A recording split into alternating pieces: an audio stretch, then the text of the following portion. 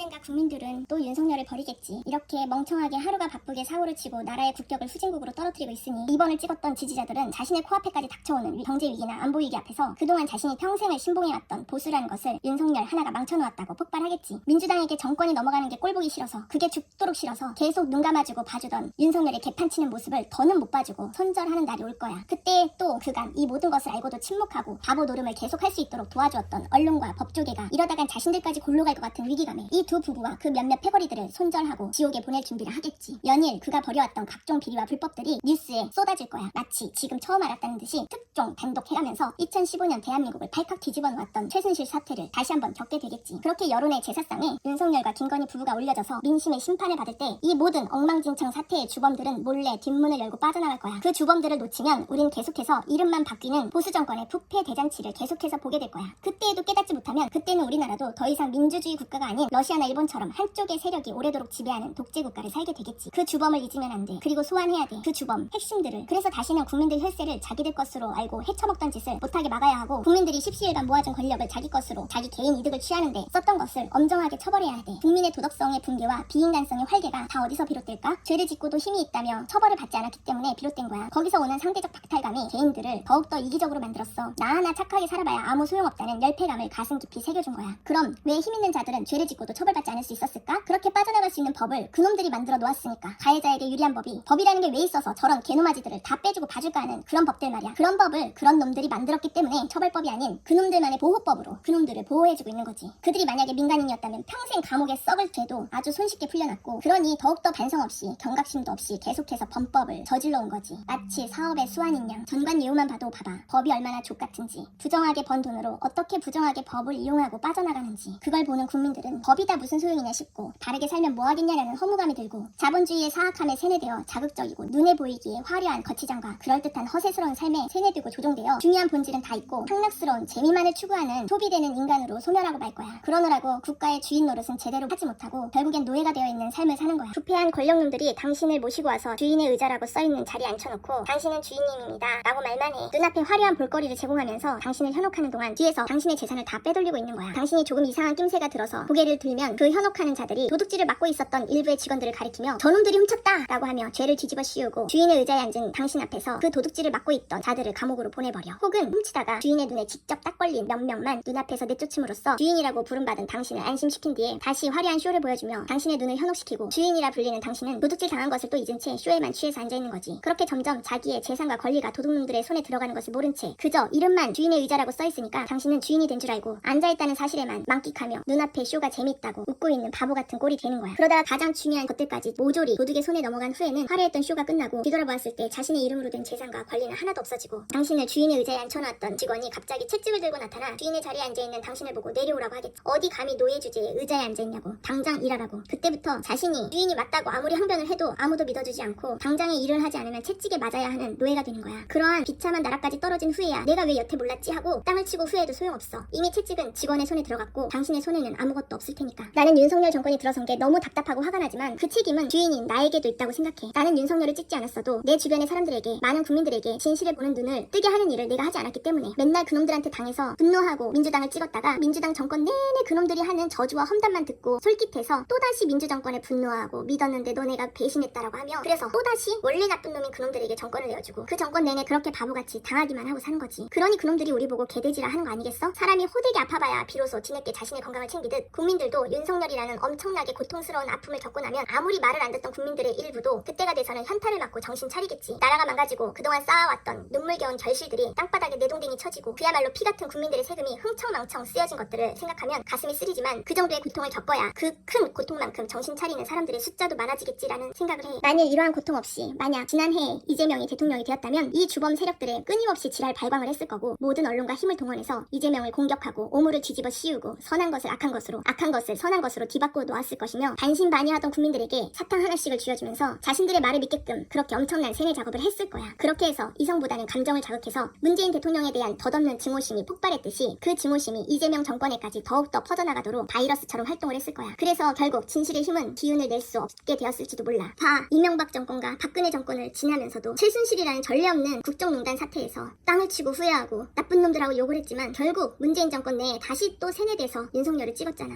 이 기득권 세력의 편을 또 들어주었잖아. 그렇게 당했으면서도. 정말 망해라 망해라 주문을 외우는 것은 아니지만 너무 가슴이 아프지만 미래를 위해서 차라리 잘된 일이라고 생각해. 이미 돌이킬 수 없이 윤석열 정권이 된 지금 현실에서 우리 국민이 깨닫고 얻어야 할 것은 그거 하나야. 반드시 이 나라를 이 지경까지 만들어낸 주범을 잡아서 색출할 것, 절대로 봐주지 않을 것, 그리고 그들이 훔쳐갔던 권리를 다시 빼앗고 철저하게 엄벌에 처한, 그리고 절대로 봐주지 말 것, 그리고 절대 잊지 말 것. 그들이 언젠가 다시 분칠을 하고 당신들 보는 앞에서 넙죽 엎드려 사죄하는 척을 해도 절대 봐주면 안 돼. 잊혀질 즈음에 다시 나타나더라도 박제해 놓은 그들의 만행을 언제든지 꺼내서 다시는 정치판에 얼씬도 못하게 해야 돼. 같은 패거리끼리 봐주려고 허튼 짓이라도 하는 것 같으면 매서운 민심의 회초리로 응징을 해서 함부로 죄인끼리 풀어주는 짓거리를 하지 못하도록 막아야 돼. 반드시 주범을 잊지 말아야 돼. 역사에서 끊임없이 명맥을 유지하며 이어져 오고 있는 이 악의 고리를 끊지 않으면 아무런 해결도 없을 거야. 기업들이 자신들의 끝도 없는 이익을 위해서 정치권을 이용하고 몇몇 소수에게만 선심성 뇌물을 박아주고 자신들의 이익을 극대화하고, 그렇게 기업들은 그 이익을 다수의 국민들에게서 빼앗아가는 지금의 현실에서 돈만 잘 버는 것이 기업의 최고 가치고 모범이 아니라는 것을, 그런 나쁜 기업은 아무리 돈을 많이 벌고 덩치가 커도 여론과 국민의 따가운 시선을 피할 수 없게 됨을 알려줘야 해. 기업인이 신이 아님을, 절대 우러러볼 존재가 아님을, 능력도 없이 버거운 왕관을 쓰고 있는 그들 세계에서 어리석은 왕일 뿐이라는 것을 알게 해줘야 돼. 적당히 헤쳐먹었으면 이제 좀 그만 욕심 부릴 줄 좀 알고 관둘 줄도 좀 아는 사람이 되게. 이게 다 우리가 겉으로만 민주주의라고 말하며 민주주의 국가의 주인된 의무와 노릇을 전혀 하지 않아서 주인된 우리가 받게 되는 시련이야. 일본의 식민지 하에, 일본의 밑에서, 그 다음은 일본의 똥개 노릇하던 친일파들에게 지배를 받고, 그리고 그의 자식들과 그들의 동조자 패거리들에게 계속해서 지배를 받는 우리는 주인이란 이름의 노예였을 뿐인 거야. 그런 끔찍한 사회가 더는 이어지지 않게 하려면 모든 국민들이 좀 더 똑똑해져야 돼. 당장 코앞의 작은 이슈에만 몰입하지 말고 상식처럼 정치에 관심을 가져야 돼. 그래서 선거 때 입법기관인 국회의원도 제대로 된 의원들 뽑아서 민심을 무서워할 줄 알고 국민을 위한 법을 만들고 개선해 나가도록 만들어야지. 숫자를 이기는 소수는 없어. 우리 개개인은 힘이 약하지만 우리의 숫자는 막강해. 그것을 믿어야 돼.